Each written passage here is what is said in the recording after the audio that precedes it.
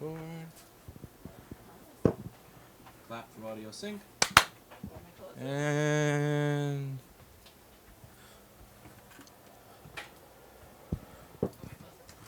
yeah, I guess. It's too late now.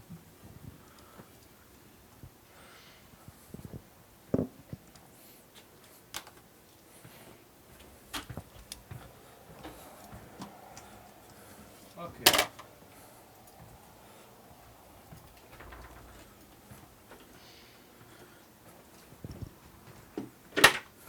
All right, we're live. Huzzah. Let me see if I can open up the chat app on my phone so I can read it from the other room. Make that phone stop making noise.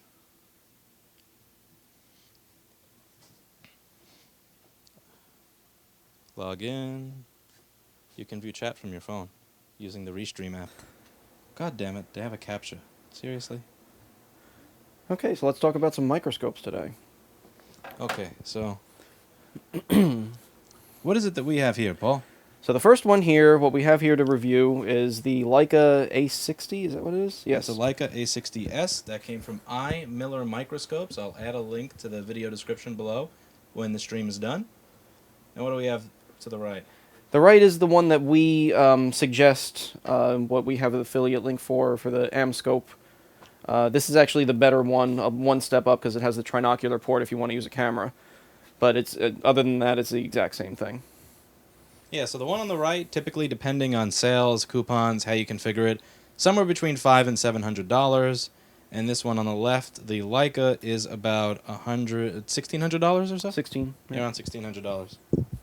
$1,600 with the boom arm stand that we're showing here, that we have with it. So first impressions, it's a microscope. I think the head looks a little clunky. I don't know if it looks better or not. Putting it together was nice and easy. It's all straightforward. Now, on to other things with it, though.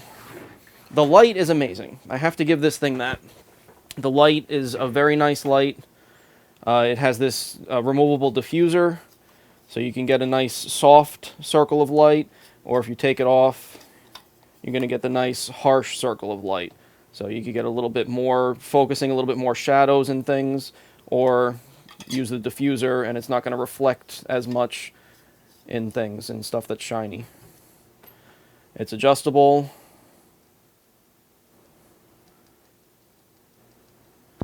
Fits nicely on this microscope. I do like that it's also a warmer white. Most of the LED ring lights that I've been able to find are this really cold white. And Yeah. it gets a little straining on the eyes after a while. And I've also noticed that the ring, that when I use the camera and I set the white balance, it automatically removes a bunch of blue from my light because it's so blue balanced. But this light is the LED light that comes with it is pretty nice. It's a very nice color temperature too. As for the microscope head, I'm not exactly impressed with the way it mounts on this arm, or how it moves, or how it hangs. The arm flops around. The only way to turn it is to put all the weight onto one side of it. So then the arm wants to flop. If you want to keep it mobile, there's a flat spot on this side here that keeps it standing in the right position. So if you want to try to keep it mobile and keep this loose, once you get it into your position, then it flops forward, and it's a weird angle to where the depth of field on this is really good. We'll talk about that in a minute. So you don't really notice that you're on an angle. The only way you would notice you're on an angle is having to look through the eyepieces. So I'm not exactly impressed with the stand or the way the focusing rack connects to it or anything like that. It's very simplistic and a little bit oversimplistic. A little clunky. Because of having the set screw over here, you can only turn it so far in one direction, but you can turn it all the way in the other direction. Can but you then compare that to how if we look at this one, this is the one thing that I really don't like about this microscope, is that you can't just set it like this and turn it to wherever your work is facing. So if I need to move this out here And, you know, it's set like this. I'm working like this. Now I want to move my board out past the boundaries of the table so I could look at something like this. I just turn the head right there. It doesn't adjust anything with the armature, the arms, anything. The head just spins on its axis right in the microscope focusing rack. So that's a more complex but simplistic in operation. This is well used. This was designed by somebody that uses these things every day, I think. And how does that differ from the Leica? The Leica, it's just because it's on a boom arm. It's a little unfair to compare the double boom arm that has bearings in it and everything with this single boom arm, but it's not exactly great with the way it is. It's not, you're not rotating it on its axis, you're rotating it from back here from the focusing rack. Which is not, it's not terrible, but it is, I guess if you were used to it or whatever, you would never notice the difference from having an AM scope where it just pivots right there in the middle.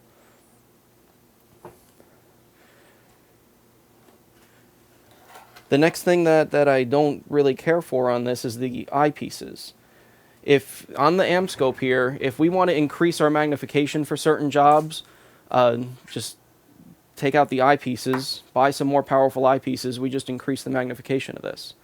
This thing, the only way you could do that is to put a Barlow lens on the bottom of it, because these eyepieces do not come off of here. I've tried. I haven't looked and see if I could buy something. Maybe there's a tool that releases them. I don't know. But I'm sure there are, these are readily available all over eBay. Generic, real, whatever you want to get. These I've never seen. I'm sure somebody's going to scream at us in chat because you can actually change it or something. As far as image quality and using it, I like and dislike the image quality through this microscope. One, the interpupillary adjustment is kind of difficult, and you'll see something in all of the literature about this, that you have a lot of depth of field. And you do have a lot of depth of field, and you do have a lot of 3D view to it. Everything looks more 3D in this. It looks almost hyper real with how much 3D you're seeing in the view. I guess the objective lenses are a little bit farther apart, but it makes it harder to look at when you're trying to get used to the microscope. When you first look through this, it's as if you're trying to look at one of those magic eye posters where you have to unfocus your eyes and all of a sudden you see the 3D image. When you look through this, I'm not seeing one capacitor that I'm trying to look at. I'm seeing a double image of it side by side, and I have to concentrate and focus my eyes to bring it together to one capacitor. Once I do that, the image is beautiful. There's a lot of depth of field. There's a lot of 3D view to it. It's bright. It's very bright and clear. But for the first couple minutes of me getting my eyes used to that, it actually hurt my eyes. It gave me some. It felt like I was getting eye strain and fatigue, trying to get my eyes to get used to it. I think my eyes have gotten used to it. I've used it for a little while, and the image is really nice. The image is something that I actually really wish I could show you. We could, again, if you want to see what the amscopes look like, I have countless YouTube videos showing you exactly what it looks like, because there's a trinocular port and it's simulfocal, so I can have the trinocular port open while I use it and still have a full view. This one has no trinocular port. I don't believe there's an option to get the A60 with the trinocular port. I couldn't find one.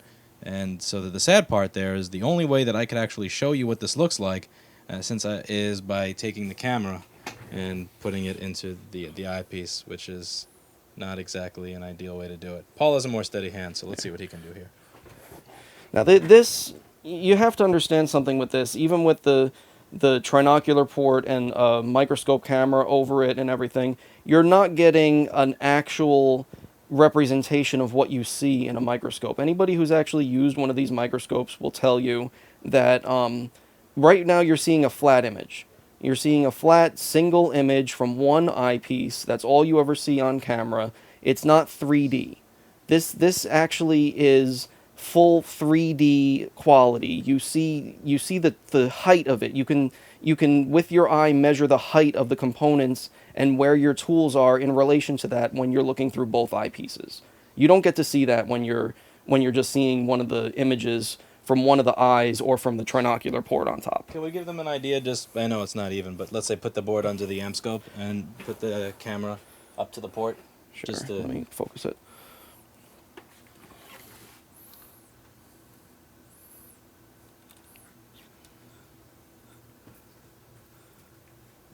So the amp scope is much less 3D view to it.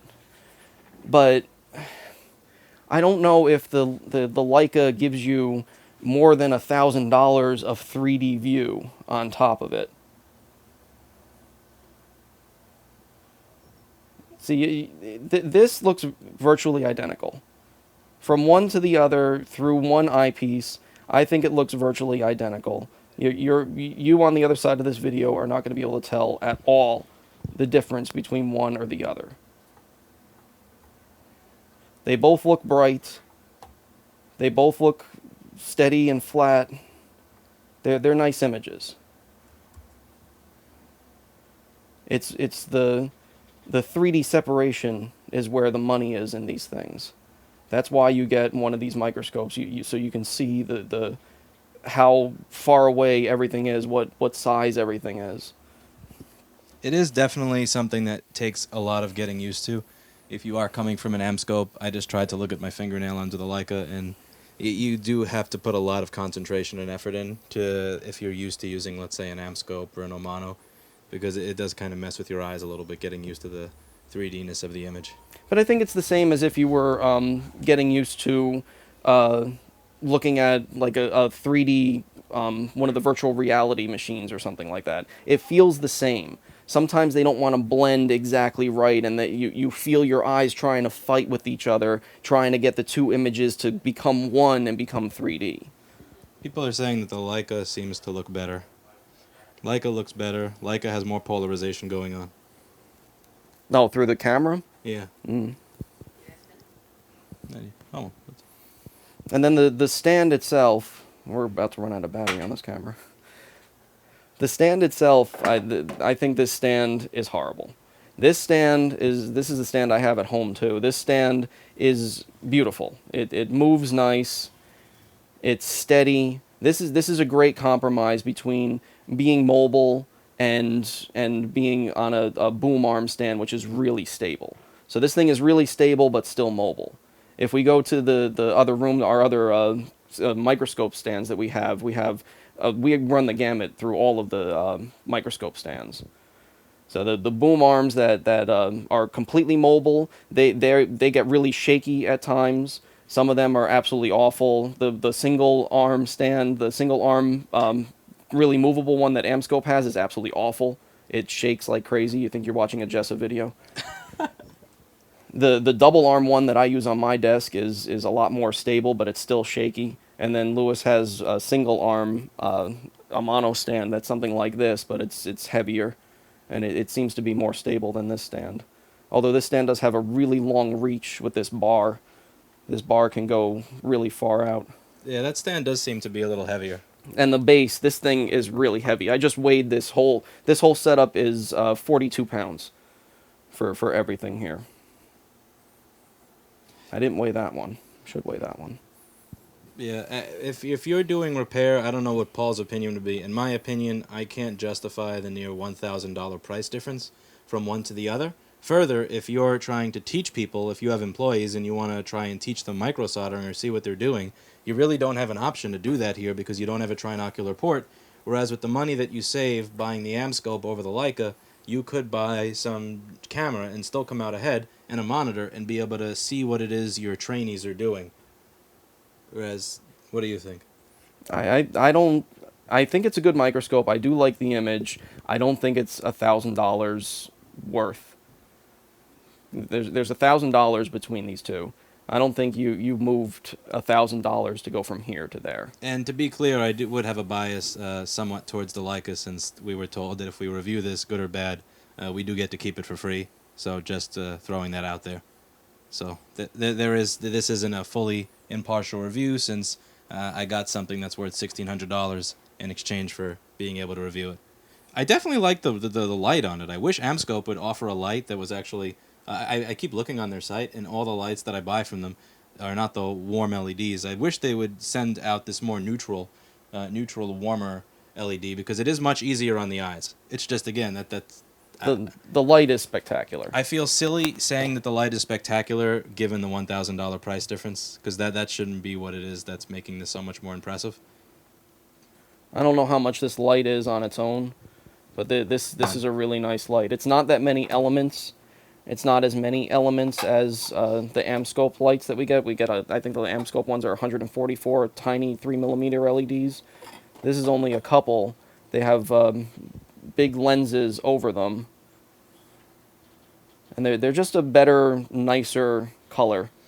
This is a really good quality light. Also, people want to see the board again in both of them, but Battery's dead. I have a battery. I has battery. That was 20. That's definitely not a Sony battery in there. There's no way in hell that's a Sony battery. Yeah. 1 moment, please. I should have charged my batteries.